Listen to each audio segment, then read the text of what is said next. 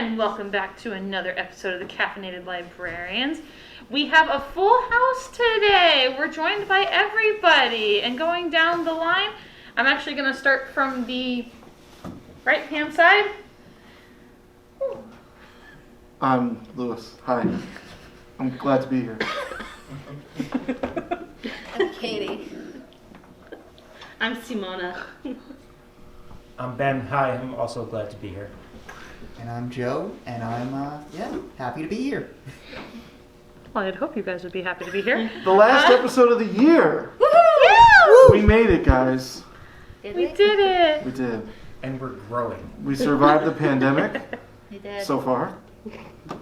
Who knows what might come. As we all sit in an enclosed room With our no masks ceilings. on. So, as Lewis said, it is the end of the year, and so today we will just be talking about our favorite things of 2021, like our favorite movies that came out in 2021, and the like. So, I guess we should start from there. Actually, why don't we start with Joe? All right. What you got? I'm going to start off with a movie I actually just saw the other night on Jacob Burns Film Center website. Highly recommend that theater, guys. Great. It's down in Pleasantville. They show amazing stuff. But it was Wheel of Fortune and Fantasy, directed by Ryosuke Hamaguchi, who was also making waves this year with his other movie, Drive My Car. But this was a very lovely collection of 3 short films, sort of about love and chance, and it's just really some of the most beautiful, sincere, playful filmmaking I've seen in a while. Super great time. Highly recommend it. Yeah. Nice. That sounds good. The Drive My Car movie has gotten a lot of buzz.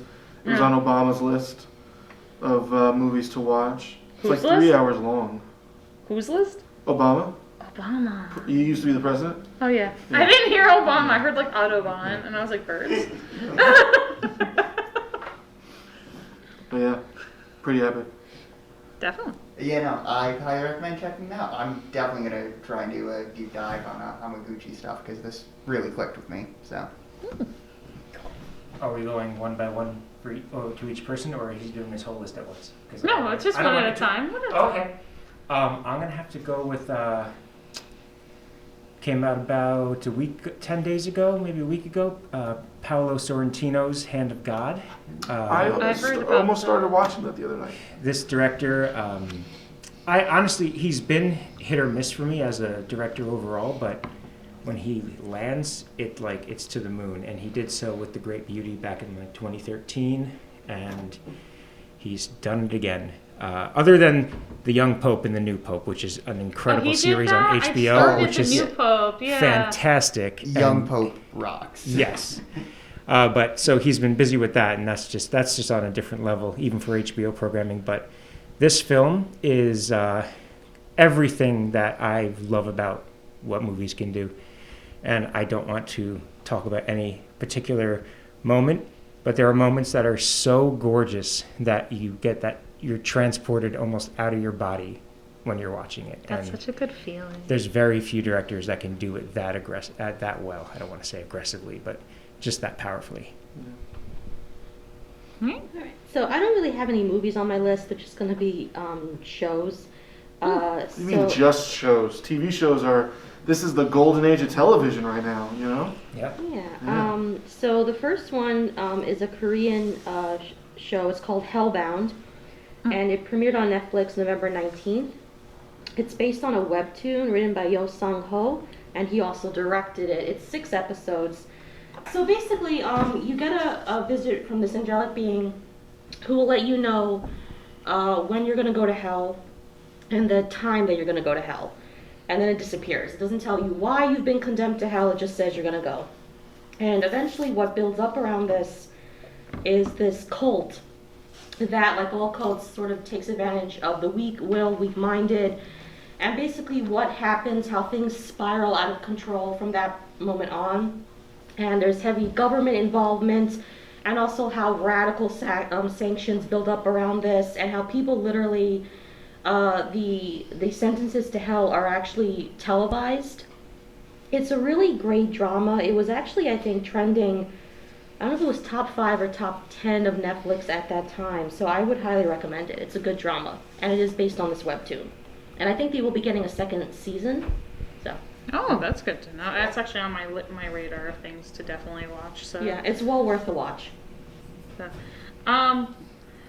my number, I had like a list of like 5 things I think I watched this year that really like stood out to me. One of them was actually not like a traditional movie. It was more of a comedy special. Bo Burnham's Inside. I was obsessed with it so much that like I was a Bo Burnham fan ever since seeing him when he did Comedy Central Presents, and like watching him kind of grow his career has been really fun. And it was kind of sad to see nothing come out from him for like a long time as far as comedy wise goes, because I know he did the movie like 8th Grade, which is wonderful. Yes. Yeah, It's lovely. a good movie. But as far as like his like comedy, it had kind of died, it seemed. But he came back with a vengeance with with Inside. I watched it, I saw it came on Netflix, and I was like, oh, so excited. But it was such a profound humor that it didn't seem like it was even humor to begin with. It was just kind of like making fun of the whole like pandemic and what happened during the pandemic. The fact that he locked himself inside of a house just to write this special, he kind of drove himself crazy. All the visual effects for it were really well done, considering these are things you could just buy on Amazon. But he's so good at manipulating lighting. He knows exactly what he wants to do and how to present it. And he did such an amazing job. And I'm not going to lie, I turned 30 this year. And as soon as I turned 30, I played the I'm Turning 30 song from it because I was like, oh no, I feel this existential dread. So honestly, and nobody's ever given Bo Burnham a chance, like as far as his comedy or any of his specials, I highly recommend really watching Inside, because I feel like everybody can relate to it, especially like people of my generation. I think the older generation too. I feel like everybody can kind of understand what he's getting at and also understand him. Who and didn't? himself. What do you mean when you said like no one gave him a chance? Is like just like him breaking through at a younger? Yeah, I think a lot of people like I'm 30, and I think the most I hear people talk about Burnham has been from my generation. And I don't think, like, when I was watching it, I actually watched it for a 3rd time with Brian's parents. They had never heard of him. And they love comedy. Mm-hmm. They were like George Carlin, they loved the old stuff, but they also hadn't really experienced much of the new stuff. And it wasn't until Bo Burnham's Inside that they really were like, wow, this guy's pretty funny. And he's super creative, and I also think that a lot of people don't give music comedic, comics. Like repeat stuff? Repeat stuff is great, and Art is Dead, and so many other ones. My personal favorite one is, it's the one where it's like God's talking to you, just because I want you to. I can't remember the name of the song, but it's one where he talks as if he's God looking down at people. He's like, you shouldn't do these things just because I want you to. You should do it because it's... Yeah. No, well, that's... Yeah. I feel like that's... the people I know that don't love Bo Burnham is that they think he makes too strong points to be funny. And I don't think that's a bad thing. Yeah. Because the point of comedy was supposed to kind of make fun at what society deems, what society is choosing to focus on, or look at the hypocrisy of the whole thing. And I think that's what made George Carlin so good. And he aspired to be George Carlin in a music setting. But Brian doesn't like music comics. He never really gave much of the music comedians much of a chance. But I showed him Bo Burnham, and he absolutely loved it. So. And honestly, the fact that you said he wanted to be like George Carlin is spot on, because that was another one that his points were so strong that his comedy shows became very much just like these kind of cultural things, these cultural touchstone moments. And I think more recently, like Dave Chappelle has done something so they do these, they're controversial comedians. Yeah. But they're actually, they're not just making jokes about what they ate last Friday. Exactly. So, or something that happened on the plane on their way to the area. Is he the one from, he was in Promising Young Woman? Yeah, that's him. Yeah. Oh, was he in that? It's a good movie. He was also in Parks and Rec. I think he played the country singer in that one. He was really funny. So I honestly recommend to anybody who hasn't seen Bo Burnham, Netflix has the Bo Burnham Collection, which is 3 of his stand-ups, and including Inside. And honestly, if you're looking for a good comic, somebody who also makes catchy tunes, you can tell his music really got so much better too in this one. It was so good. It was so good. I still play the music in my head and when I'm driving here. So check it out, Bo Burnham's Inside. Oh. Have we been off this whole time? This camera was. That's okay. We'll How you doing? we'll take a picture I'm Ben. after this and just. This is Joe.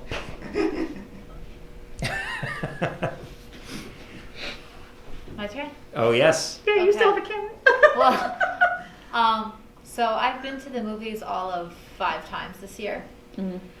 And I've loved every single movie that I've seen. But the movie that I absolutely loved this year was West Side Story that Steven Spielberg created, and that Steven Sondheim actually gave his blessing to Steven Spielberg for doing this production. And I've seen the 1961 version of West Side Story, and this movie, everything was believable in this movie, unlike the 1961 version of it. And the love story was believable, the hate and the anxiety of the two groups, the Jets and the Sharks, were believable. The music flowed between talking and then the singing, unlike the 1961 version where everyone would talk and then suddenly stop and start singing. So that was very jarring. And I love the fact that Rita Moreno had a part in it, and she was the original Anita, and in not only the 1961 version but also the Broadway play. And I loved that she sang Someday. I don't think that's the name of the actual song, but it's a beautiful song, and I love the fact that she sang it, and it brought me to tears. So it was great. And I mean, even if you don't like musical theater, I love Broadway in general because I've gone since I was 4 years old with my grandma, and it's great. I have nothing really else to say about it other than the fact that it's great. If you had to choose between the top 2 New York musicals of the year, between West Side Story and In the Heights, what would you choose? Is that even a question? In the Heights was pretty fantastic. Well, I know In the Heights is great, and it's a movie that I haven't seen yet. Oh, I okay. really would like to. I have to. I have to. So right now, it's West Side Story. Right now it's to West make Side time to actually see the movie. But I love Lin-Manuel Miranda. I love all the stuff that he does. So choosing would be very, very difficult for me, and so they would be both in my top. They'd tie for first place. I think that's a great idea for another podcast, is we back-to-back watch West Side Story and then In the I've Heights. never actually seen any of the West Side Yeah. Stories because I never grew up with it. All I knew was it was like a modern day Romeo and Juliet. Everything It is. I'm hearing about That's West why I Side was not. Story Yeah, is that it's like the most cinematic It is. perfection. it is. Spielberg is a director. I'm shocked he hasn't done a musical before because And he is so I thought prone he to did. those kind of Yeah, and I mean, movements like, and the- flights of fancy. But the See that. thing is that I saw him do an interview on ABC, I believe it was ABC, 2020, yeah. And he was saying how he's been a fan of West Side Story since he was 10 years old, of the play, and so his adaptation of the play doesn't come from the 1961 It comes from movie. love for the whole thing. It comes from the actual Broadway show. So you're getting essentially what the Broadway show was in the late, it was 1957. It came on Broadway on the screen and done in such a loving and, yeah, it's great. Yeah, apparently there's a petition out there that has something like 175,000 signatures required that for the rest of his career, Steven Spielberg should only be making musicals. That is the That's- late era I dream of. That's incredible. I mean, because it reminds me of the musical movies that I love watching, like Singing in the Rain, An American in Paris. It just, the way it flows reminds me of the 1940 musical genre as it was. We should definitely do a favorite musicals podcast. I think that'd be fun. That would be great. I get to binge watch a bunch of musicals that I enjoy musicals when I see them, but I don't I didn't grow up in New York, so the Broadway scene was not big on me, even though I really wanted to. My first Broadway show was actually like Spamalot. I love Spamalot. I love Spamalot so much. I went there, so it was like I went there when it had the original cast in it too. Like John Cleese was there, everybody was there. So I was like, oh my god, great. That was my introduction to Broadway. That's a great introduction to Broadway. My introduction to Broadway was actually Showboat, and I was 2 years old. Oh, So I would not be able to remember that. I don't remember the play. I've only seen one Broadway show, and it was The Lion King. Nice. You know, Not a I bad have one. Yeah, a not a bad vendetta. one. Not a bad Awesome. introduction either. I have a vendetta against Lion King because my grandmother, who lives here in New York, every year was like, "I'm going to take you to go see Lion King one day." I'm 30 years old. I still haven't seen Lion Well, King. you should have So a I'm like, vendetta against your grandmother. That's not. I have Lion vendetta, King. but it's the thing too because I'm like, you've been around for this long. Why are you not making her take me? So I'm like, it's not that great anyway. So I'm like, I'm sure it is. So, I mean, the play that I remember seeing, because I don't remember seeing Showboat, but the play I remember seeing is Beauty and the Beast. Oh. I was 4. So, yeah, West Side Story. It's great. I think my first play was Jesus Christ Superstar. Oh, my mom loves that one. Yeah. My mom loves that one too. And you know, I used to go to Sunday school and stuff like that, and my mom was always like, "Please don't sing those songs in Sunday school in front of like Father Ed and stuff like When that." mom's not around. Needless to say, I did not last in Sunday school for terribly long. But good times. Yeah. Yeah. So what'd you like? Listen, all right. So I'm not going to say too much about it because it is something we're going to talk about in 2022. It's not finished yet. I have to bring it up because it's the only thing I've been able to think about for like the last week. Station 11 on HBO Max. They only released 3 well, by the time this is aired, they've released more. But I've only seen the 3 episodes so far because that's all that's been released. The first episode had me in chills. I was saying this to Katie, Simona, and Amanda earlier that I don't say this lightly. I don't think there's a better episode of television in terms of directing and editing that I've ever seen.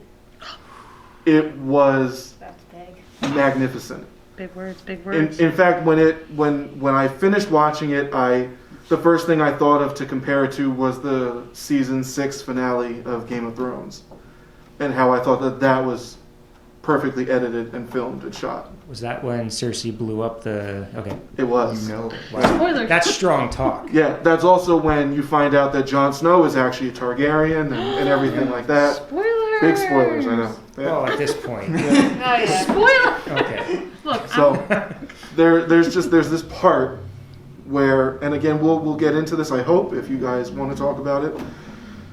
There's a part where there's a doctor and she's coming out of a room that she's just talking to all these kids whose parents you realize are all dead. And she comes out of the room and she starts coughing and you know that she's going to die too. Oh, no. And then it's just this pan and Carol of the Bells is playing in the background. Oh, God. And all you're seeing is just this haunting pan shot following this doctor. All these doctors moving around trying to do this stuff. Phones ringing off the hook. They go outside. There's a guy holding a dead body. There's ambulances everywhere, police everywhere, and it's just Carol of the Bells singing as the camera goes out.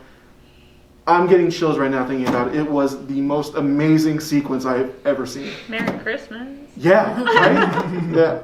All right. I agree. Podcast Haunting. about musicals and then Station 11. Yeah. Definitely, definitely. Yeah. Mm. So, So back to Joe. All right. One of my picks, the Beatles, Get Back. Now, this might be a bit of a controversial opinion, but I'm a bit of a Beatles head. Why is Joe, that controversial? You and I should talk about. I I'm love down the for Beatles. a Maxwell Silver Hammer cast, honestly. I love the Beatles. You know, Rebecca But- downstairs is also a big fan of the Beatles. All right. But yeah, I mean, what is there to say? The lads are there and they're freaking it. It's amazing. Just all this footage of the Beatles hanging out as they are. There's no roles being played. It is just them. It's pure documentary and it's beautiful. I do have some issues with some of the restoration process of the footage. a lot of smoothing effects and denoising effects were used, which sort of makes Ringo look very smooth in certain scenes. Yeah, smooth Ringo. But, I mean, it's clear Peter Jackson is so invested in this material. And, like, some of the editing choices later on, especially during the rooftop concert, just mind-blowing. I couldn't believe what I was watching, how he pieced it together so perfectly. And you get such a perfect timeline of events. You get cameras focused on the police coming to break it up. It's crazy. But yeah, if you have any interest in the Beatles at all, I highly recommend checking it out. I mean, how can you beat just footage of Ringo coming in, playing Octopus's Garden, like half as a joke to the guys, and then George swoops in and just like starts helping him very sweetly write the song and figure it out. It's so lovely. I didn't realize Peter Jackson was the person in charge of that. And whatever Peter Jackson does, he kind of puts his mind into it. And I think he comes from a place of love for a lot of the things that he does. And also, since it's the 20th anniversary of Lord of the Rings, you know, I'm still watching it. It's been interesting watching him go from like blockbuster movie making to these interesting documentaries where he takes old footage and colorizes it and speeds it up to like a normal, like he did that with that World War One documentary a few years back. And May They Not Grow Old or yeah, something to that. Yeah, no, it's cool. It's he's right. He's preserving history, and I that's a cool mission to have. Yes. It's also very funny because you see the director of the original Let It Be film in the footage a lot, Michael Lindsay Hogg. And God, he comes off as just the most insufferable man alive.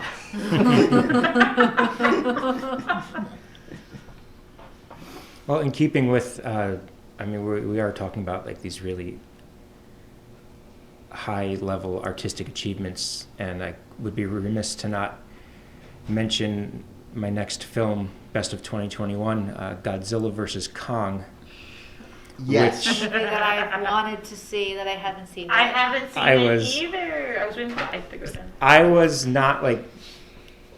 If you watch the glorious achievement of Godzilla King of Monsters that came out in 2019, yes, I'm kidding. It is so massive and so like... There's so many monsters and so much is going on in Godzilla King of the Monsters that you're just by the end you're almost like in a state of like when Cartman breaks the funny fuse, like you're sort of done. Like there's been too much, and Godzilla vs. Kong shows up, and honestly it feels like just a much smaller movie because there's just less monsters to worry about. But it's such a better film. Like it's and the main character is actually Kong. And for anyone who hasn't seen this movie, it is adorable. The biggest He's a big guy. the biggest problem with the Godzilla movies is that there's no real like there's the human side which we don't care about, and then there's the monster side which they fight, and that's what we want to see. Yeah.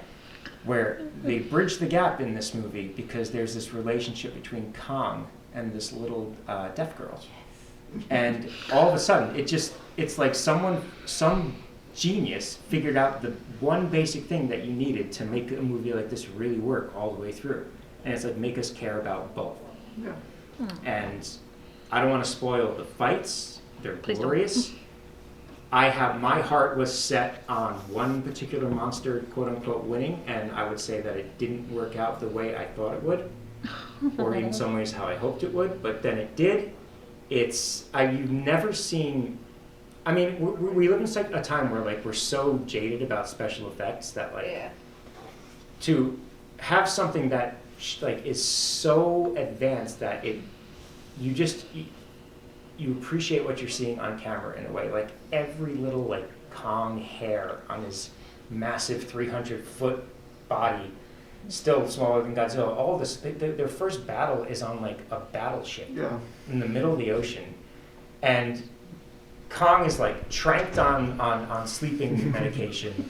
He's in chains, and he's in the water. Like there's no single advantage he has in this fight. And somehow, this giant special effect of a creature in the water, you're so afraid for him and rooting for him at the same time, even though Godzilla is basically a good guy. I don't know. I love this film. It's big, dumb. I would say it's almost completely stupid, but it's not because it has such a great heart.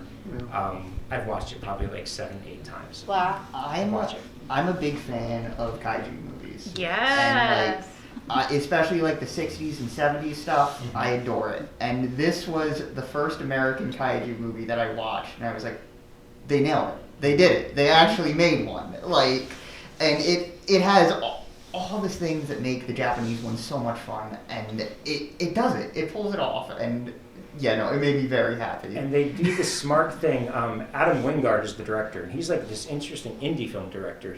Granted, he did Death Note, which is he'll forever live in shame for, but he also did The Guest. He did You're Next. It's okay, Amanda. He's got style. He's really good at what he does. He never forgets to just throughout the movie give you the perspective of looking up from the ground. So you never forget that these are actually massive monsters that are leveling cities. Which is something that, but I blame Jurassic World and crazy computer digital cameras. You lose perspective of like just how massive these creatures are compared to us. And they did a really good job in this of keeping that perspective alive throughout. The only thing that I wasn't buying in that movie was whatever Godzilla is spewing from his mouth. Atomic breath. Yeah, whatever that is. King Kong doesn't have anything to match that. Nope. He should. King Kong has the axe. Well, and He's got an axe. and Adam Wingard, the director, now we're entering spoiler territory, he acknowledges that really there's nothing Kong has except opposable thumbs and creativity that can make him a match for Godzilla. And that radioactive breath is like just there's hardly He's just a anything he giant can bundle do of against. radioactive energy. That's all he is. It's like you touch him, it's like ah. But what they did, the way this, it's like it brought out the 9-year-old boy in me. Yeah. That was like, the fights are excellent. They're really fun to watch. Yeah. The excitement levels, the moment of tension before they get into it. I watch it.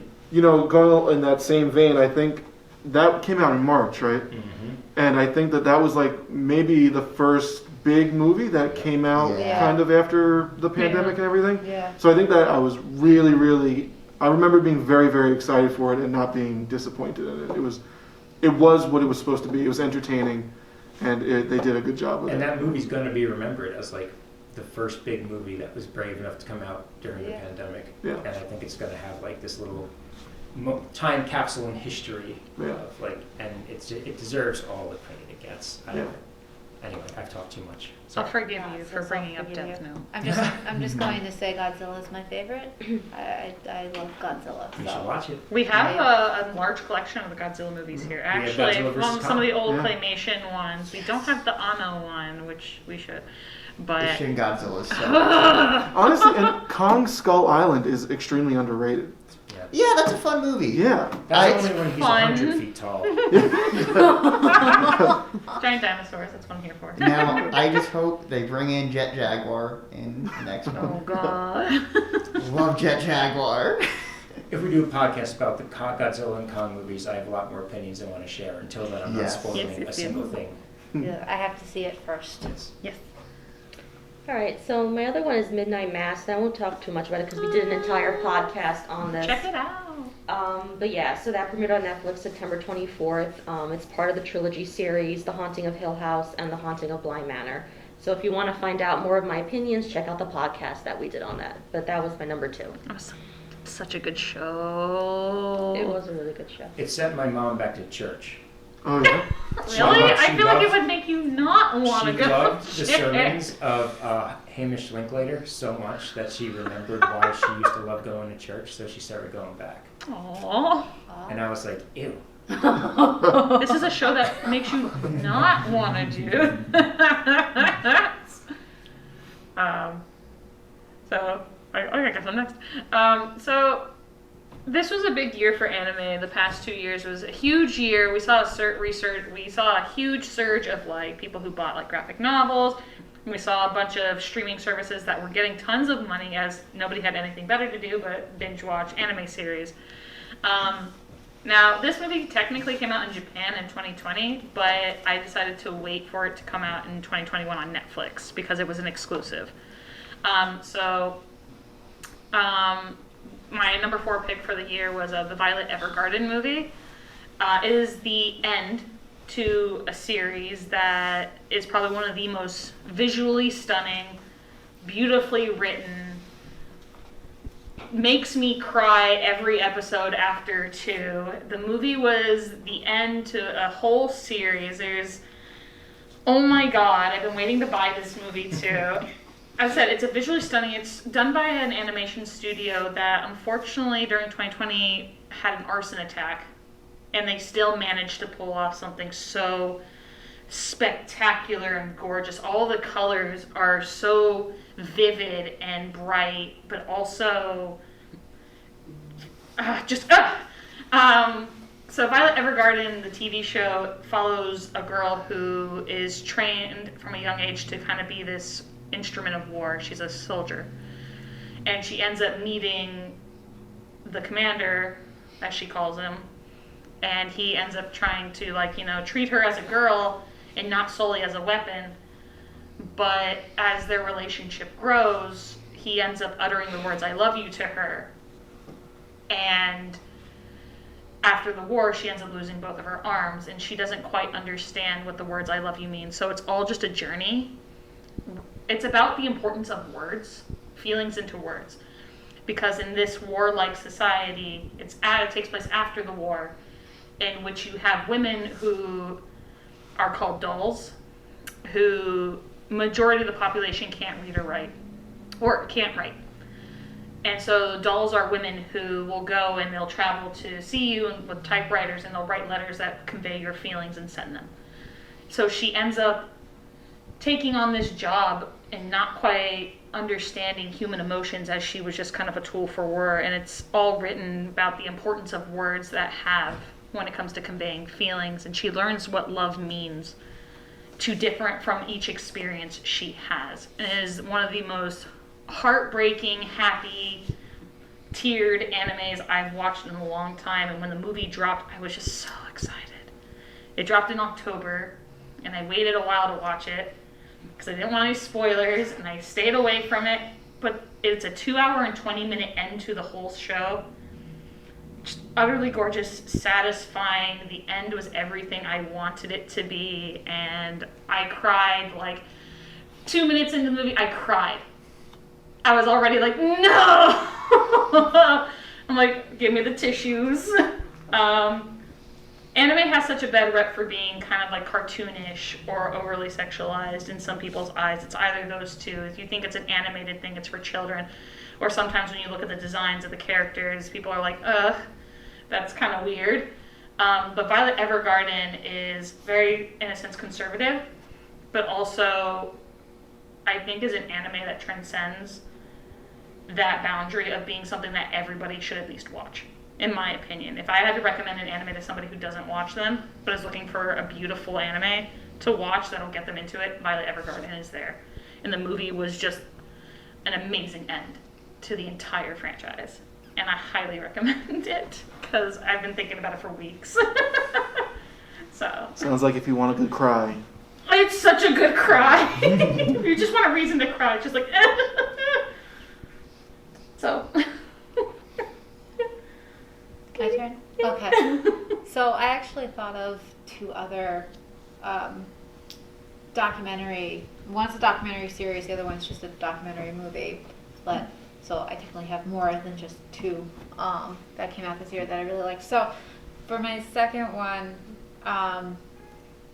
it's called NYC Epicenter.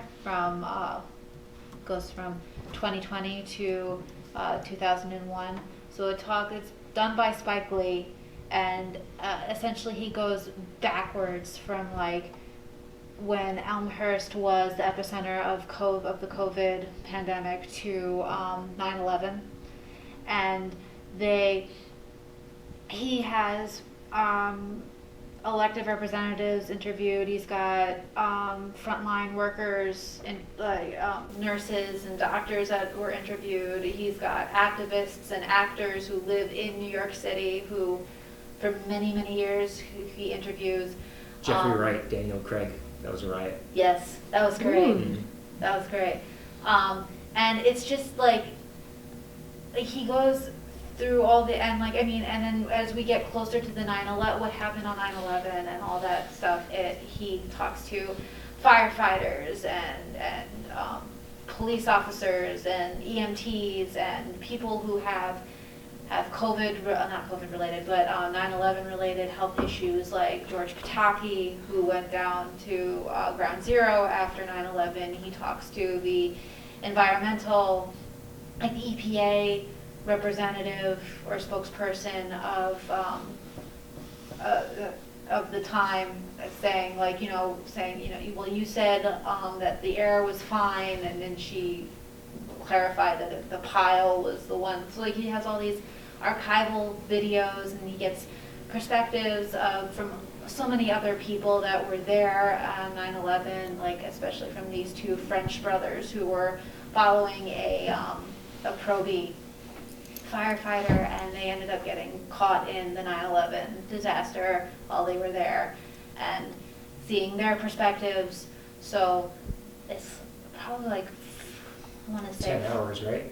It's a pretty long one. it's like probably 4 to 10 5 episodes, and it's great. It's heart-wrenching, it's uplifting, it's just, all the feels that you felt that you get in this documentary series, and I highly recommend it. It's also like, I think one of the best ways to describe it is probably it's just so comprehensive. Yeah. Like almost to the point where I could see some people being like, I think I've heard too much about this subject by now, but you haven't, because every perspective is incredibly unique. Yeah. And, There's always new information. it is, it's going to take you a little while to burn through, but it's a hell of a recommendation. Yeah, and I mean, even though I was born and raised and grew up in upstate New York, I love New York City. It's where my family comes from, both of my grandparents. My grandmother is from Queens, my grandfather was from Brooklyn, so I have roots there, so I love New York City, and it feels like a home away from home kind of a thing when I go down to visit there, so highly recommend it. Spike Lee also big Knicks fan. Go Knicks. Yes. Well, Spike. Very underrated as a documentarian. Yes. Yeah. And even even movies that are well received, like Black Klansman, so underrated. By the way, part of that filmed in Austin. I think Shout out Austin. Really? I think Cool. maybe his most powerful film, Bamboozled, completely savaged on release. Yeah. Highly recommend it. Yeah. It's stunning work. Yeah. Yeah. He does good stuff. Oh, yes. Yeah. So next is it's on Netflix. It's a movie called Oxygen. It's a science fiction movie. It stars one person. The entire movie takes place in a pod. Yep, Melanie Laurent, also known as Shoshana from Inglourious Bastards. She also directed a phenomenal movie called Breathe. If you guys ever get a chance to watch it, it's. I was telling Joe about it the other day. One review that I read really encapsulates it. It's like one part teen drama, another part horror. Like it's outstanding. But this movie's great. I'm not really totally a big fan of movies that are just like in one location, especially one as claustrophobic as a pod. But it's engaging, it's intense, and it has a really, really awesome payoff at the end. And they do a great job of setting stuff up, again, just within this one small, confined space. And it's all in French, which is just... It's also a credit to the director, Oh, yeah. Alexandre Aja, who did High Tension, Yeah. The Hills Have Eyes remake in 2006, did Piranha 3D, which is awesome. The Hills Have Eyes is such an infamous movie. Yeah, like that director is, the less budget you give that director, the better the results. Yeah. Hills Have Yeah. Eyes is There's like a part where she has to do something with this needle or something like that. And I was like, you know, I'm not really like a skeevy person, but even just the way like they showed this needle, like it like comes shooting out and it like goes right into her face or something like that. And again, because she's in this pod, you feel kind of like a little claustrophobic being in there with her. It's kind of like The Descent. The scariest part of that movie was when they were climbing through the cavern and they're all getting closed in there. It was really, really well done. A movie I really enjoyed, and I don't think they had to worry about COVID too much because it was just her in there. All right, so this is probably my favorite movie of the year so far. I say so far because I'm still missing out on some heavy hitters. Haven't seen Licorice Pizza yet. Haven't seen the new Matrix. So. Same. But Annette. This is a rock opera by the band Sparks, and it's directed by Leos Carax, who's a little French maniac. You might remember Holy Motors, amazing movie. And it stars Adam Driver as Henry McHenry, stand-up comedian who is sort of plays like the evil, rotten version of Bo Burnham. So I mean, you could say he is an evil rotten. And he ends up marrying an opera singer, Anne, played by Marianne Cotillard, and they have a child together, Annette, who is not portrayed by a baby. Annette is portrayed by a marionette puppet. And Annette the marionette? Yes. Baby Annette, well, she can sing like an angel. So Henry McHenry goes on a worldwide tour with her and exploits child labor. It's an insane film. There's many moments where I couldn't believe what I was watching, but it's an amazing time. I highly recommend it. It's totally out of left field, and even though a lot of it is like so absurdist, it still ends up really landing emotionally, and it's a great time. Music's awesome. Adam Driver, surprisingly good singing voice, and Marianne Cotillard is always wonderful. And Simon Helberg, Wallowitz from Big Bang Theory, actually gives like an astounding performance. He's actually a really underrated actor, I feel like. Yeah. There's a scene where he's conducting an orchestra, and it's probably my favorite scene in a movie from the past year. It's beautiful. So highly recommended. Net. It's on Amazon Prime. You know, I gotta say, with Adam Driver singing, that was, I don't know if you guys saw Marriage Story, but that was like my favorite part of Marriage Story was when he gets up and sings the song from, I forget the name of the play now, but when he gets up and sings that, I was like, I had no idea he could sing. I was like, wow, he's really good. How can you make Adam Driver more perfect? There's one song I think about a lot that it's just funny. Adam Driver just keeps repeating, I'm a good father. I'm a good father. Are you though? No, he is not. Spoiler alert. All right, well, I'm keeping up once again with the artistry of all your picks. I really have to go with Justice League, the Snyder Cut. Yes. I'm kicking myself for not seeing it yet. It's great. Oh my God. Once again, I'm kidding, but it is an amazing movie. I actually will say that while it's not a Leos Carax level artistic achievement, because that guy is he's punk rock as far as filmmaking is concerned. Zack Snyder, I mean, he's a take or leave director, I guess, but I think I love almost everything the guy does. Yeah. And this might be his crowning achievement. I think it's 4 hours, like 4 hours and 5 minutes, broken up into like 6 chapters, I think. Yeah, it's about 6 chapters. If anyone went through the experience of watching the original Justice League that came out in 2017, I did. it was like I would say I had a mixed to probably bad experience, and I never thought about the movie again. Yeah. It was just very blah, with a couple moments, you know. We all like seeing Aquaman. We all like seeing like Wonder Woman show up and kick a little butt. But there was it felt as disjointed as you could ever imagine a movie with 2 directors with big egos, you know, breaking it up.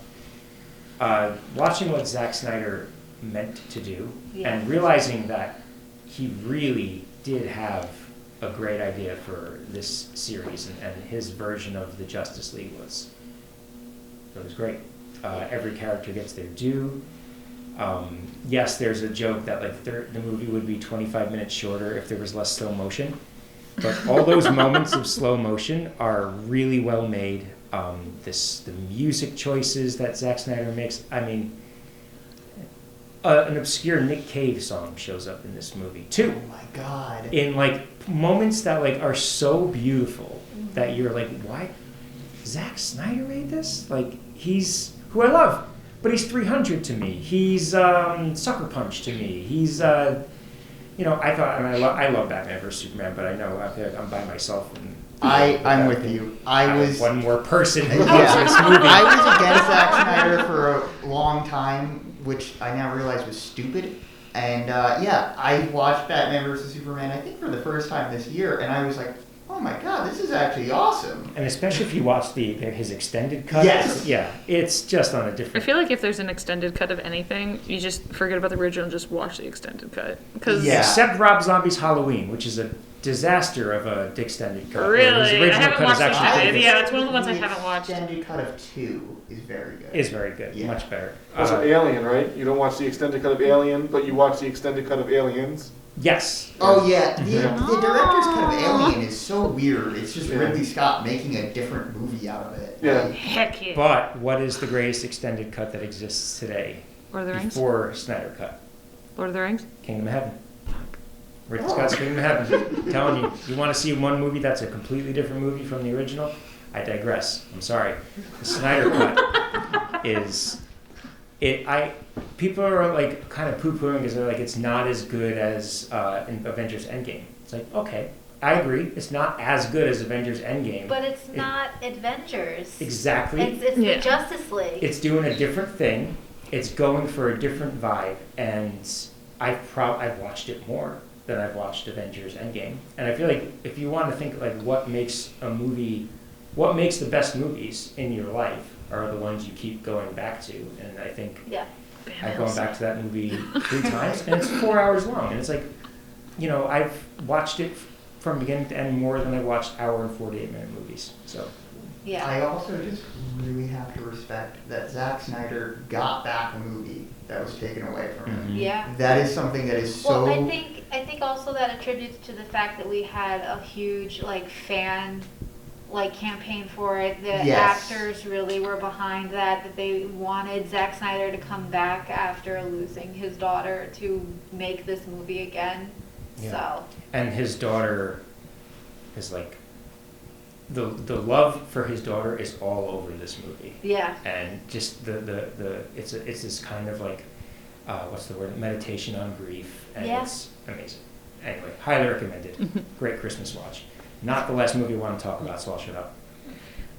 So yeah, my other one is another one we've discussed in previous podcasts. Is the Fear Street trilogy. So they're loosely based on the young adult horror novels by R.L. Stein. So if you want to hear my thoughts on that, you can watch the other podcast that we did on that. So that's my number 3. Simone is cranking up our views on the other podcasts in our Watch the other episodes. filmography. That's what I think of the year. Everything we Get watch. those numbers up. I obsessively look at how many views we got. I do too. I'm like, We're let's doing go, good. let's go, let's go. Yeah, the Cowboy Bebop has 50, 35. How many views? It has a lot of views. Oh, does it? Oh, Yes. it's I haven't Cowboy checked Bebop and This week, I don't think. Bebop and Green Knight both I did could- very yeah. well. Mm-hmm. Thank you, guys.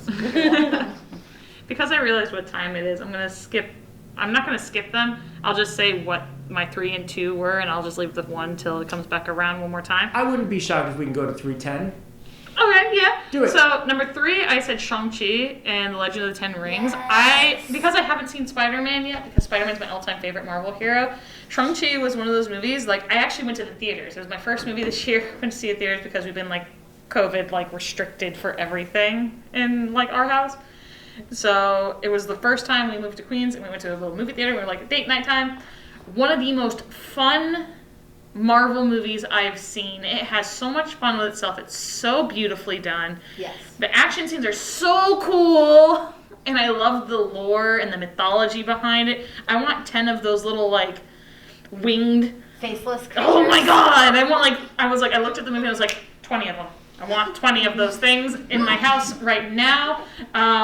The chemistry between Awkwafina and the actor who played Shang, amazing. Simulu. He was so good. Even his father, like, I expected to try to hate his father the entire movie. So couldn't do it. Take a moment.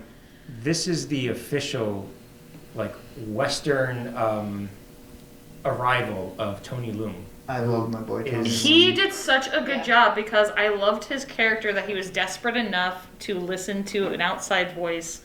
I love desperation in characters and seeing what it'll drive them to do. It's my favorite thing in a character development. I'm like, ooh, I know I'm going to love that character. And I thought at the end, his ending was great. The setup for the whole new series coming out, leading up to the Doctor Strange movie, I thought it was fantastic. I just think all in all, Awkwafina did such a good job in the role as she was given.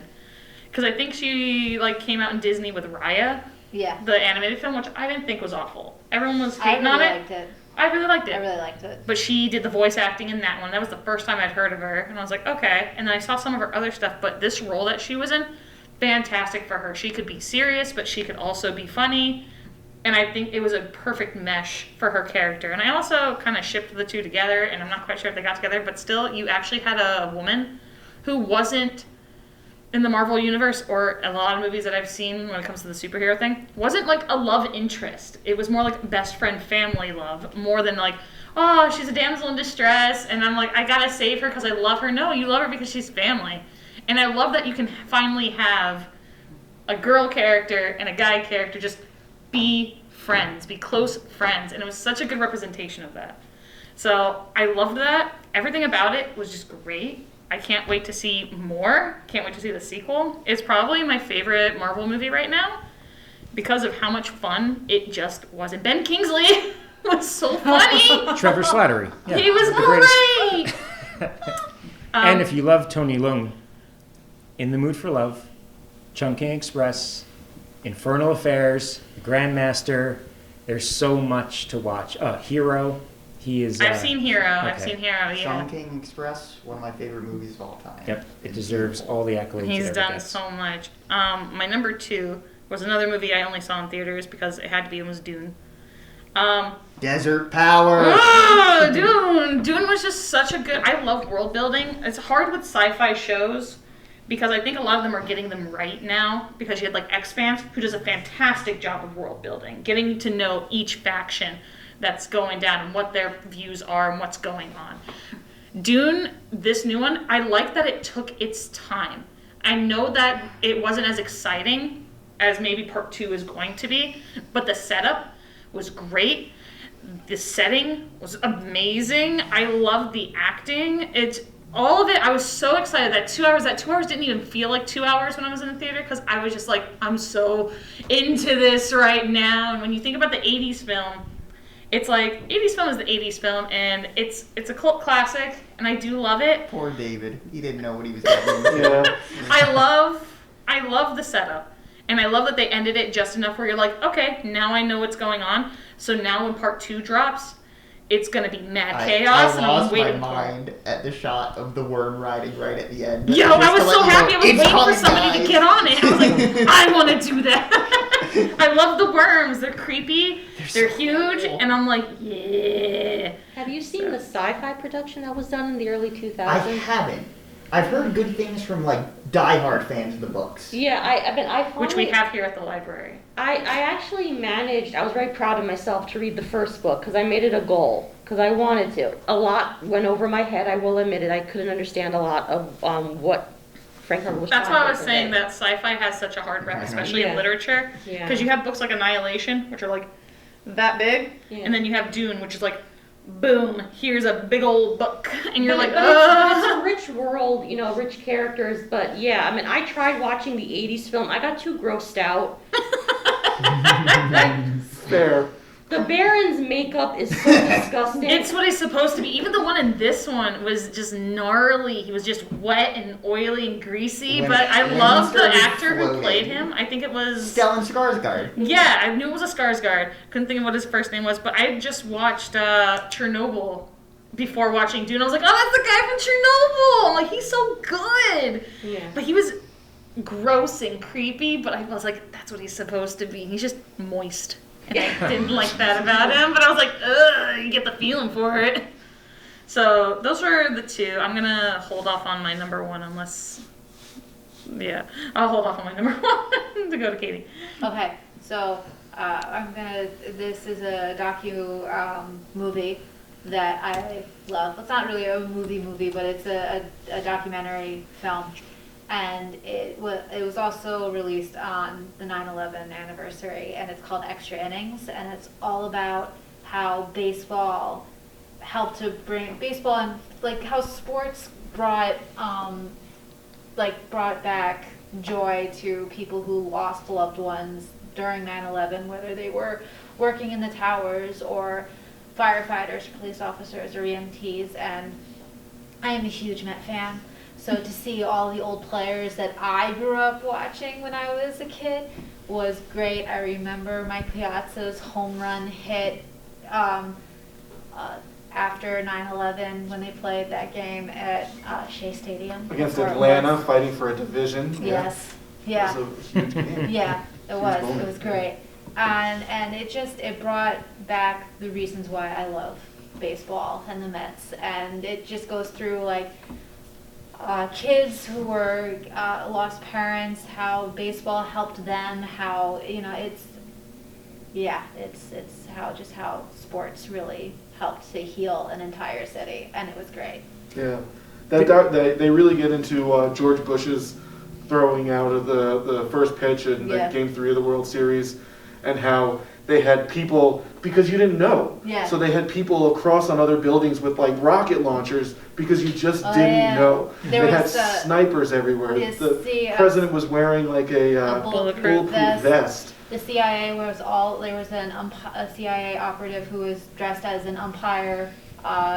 They were ready to go. They were. Yeah, it was, and I remember watching that World Series, and I mean, even though the Yankees lost that World Series, it was like those were probably 3 of the most exciting World Series games that have ever been played. I mean, 2 nights in a row down to their final strike, and the Yankees hit home runs to tie the games, and then win them in extra innings. It's just like stuff that you can't.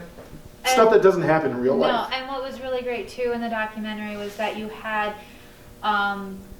Joe Torre and Bobby Valentine interviewed. You had players like Mike Piazza and like they just spoke about what happened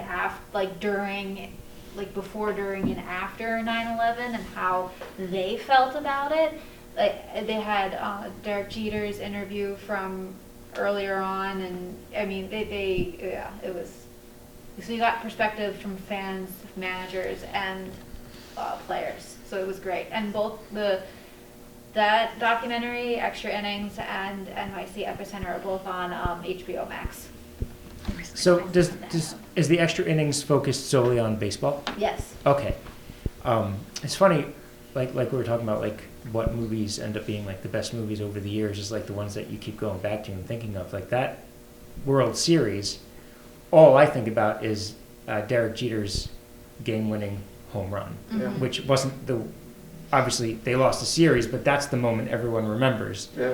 So like that's something that's interesting too. Like the Yankees to me were that World Series because they were New York, because of so losing it was like not one way or the other. Like the memory of like all of that is. And I mean, I was also only 11 years old, but watching Mike Piazza make that home run hit made me so proud to be a Met fan. It was great. There's this really amazing YouTuber called Patrick Willems, and he does these video essays, and one of them is like this 48-minute thing. It's worth every second about why baseball is the best movie sport, and it's absolutely captivating to watch. And if you're a baseball fan, I think it's more worth your time than it is my time, and I was captivated by it. Yeah. I'm going to pull a Simona. Harder They Fall. Talked about it already. Great. Watch the episode. I am going to bring up Made on Netflix. It's a TV show, a limited series, I guess you'd call it. It's really outstanding. Mari Qualley's great in it. Her real life mother plays her mother. Andie MacDowell's great in it. It's powerful, but it's also kind of eye-opening because it goes about displaying domestic violence in a different kind of way, and I think it's important for a lot of people to see, especially nowadays.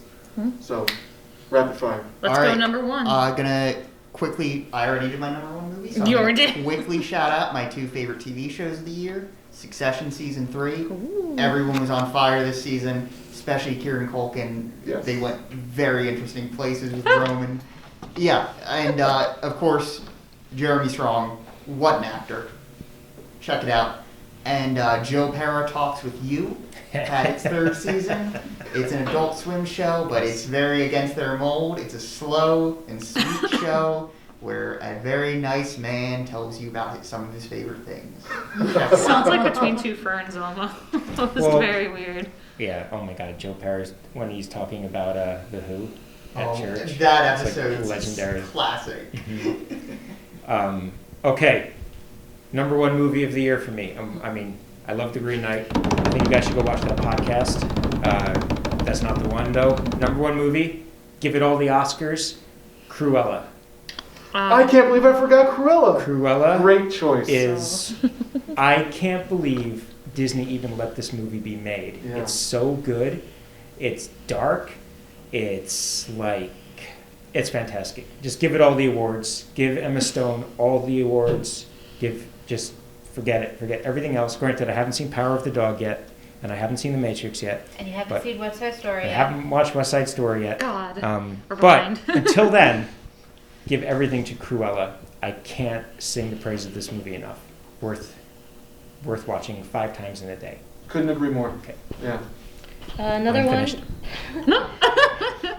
Another one that we also have an episode on, so check it out too, is Shadow and Bone. So it's based on young adult fantasy series Six of Crows and Shadow of Bones by Lee Bardugo.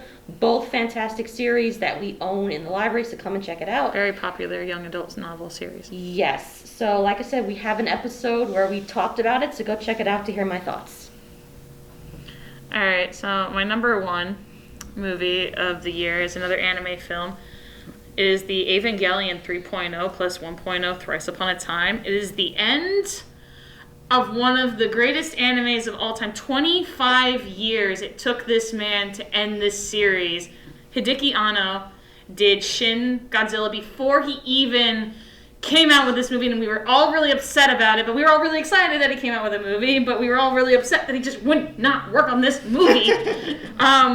Evangelion has spanned 25 years. It came out in 1996 with its original anime. It has spawned manga, inspiration. I have so many figures at home. I've got t-shirts. And 2021 was the year that he finally ended it. And it is a 2.5-hour movie, almost 3-hour movie. Amazon surprisingly got the rights to stream it in the US, and I told Brian, I was like, your parents aren't allowed to bug me for the next 3 hours. I'm locked in this room. I'm not leaving for anything. The house is on fire. I'm not leaving. It is one of the most satisfying movies I have ever watched for a series. Violet Evergarden had me satisfied, but it didn't have me satisfied to the point where I feel like, I don't have any more questions. You know, I still have questions. Evangelion, after 25 years, answered my questions, left it with such a good note. Finally, a positive ending. And it's honestly one of those quintessential animes that has inspired mech anime to come out in the US, like shows and everything. And there's not anybody out there that you can talk to celebrities. What's his name? God, Robin Williams. One of his favorite shows was Evangelion. And if you watch, 21 Hour Photo? 1 hour photo. He yeah. actually, there's a toy that was his own that he improvised. And he's like, have you seen Neon Genesis Evangelion? He gives it to the little girl. And I was just like, oh. Why don't you recommend it to a small child? I honestly recommend, if you're looking for something, but it's an old school watch, please go back, watch it to its fruition. It never ends the same. Beautiful music. beautiful graphics. Just the story is so gripping, and it has you just constantly thinking, and that's what Ava did. And it makes you think. It makes you question everything around you, and it was one of the most satisfying endings. I felt so relaxed. I second the love of Evangelion. I haven't seen the finale, the final film yet. I want to rewatch through all the rebuilds. You first. should. Yes. You can't go into So, it without having watched just all of it. One question. Do you rank it above or below End of Ava? It's weird because they're two different timelines. Okay, so. It's hard. The Rebuild series did a whole separate Cop timeline. out. Oh. I love it. Non-answer. I love it more than End of Ava because Okay. There it as I is. said, it was satisfying because you got an ending. A happy ending. Well, End of Ava gave you an ending. Well, as far as It's not as far as the build of Shinji's character, it was amazing. Okay. Utterly I'm amazing. glad. I'm very excited. Done. That was my number one of 2021. Just I think about it all the time, and I've never felt so satisfied in my life. I've just sat there reflecting, just head empty. Yes. And that's how we reflected on 2021. Yeah. So tell us what you guys think. What was your favorites? What didn't you like? What did you like this year? Let us know if you've actually seen any of the ones we've talked about, what your opinions are. We look forward to coming back again next week, next year, I believe. Yeah, definitely. What will our topic be? I think we're going to actually talk about what we look forward to That's fun. coming out in 2022. 2022. I'll do that. I got to practice saying 2022. I'll have more to talk about too. So. Definitely. I think we all have something to look forward to. All right. So, Well, all right, thank you. guys. Happy New Year, everybody. Yeah, Happy Happy New New Year. Year.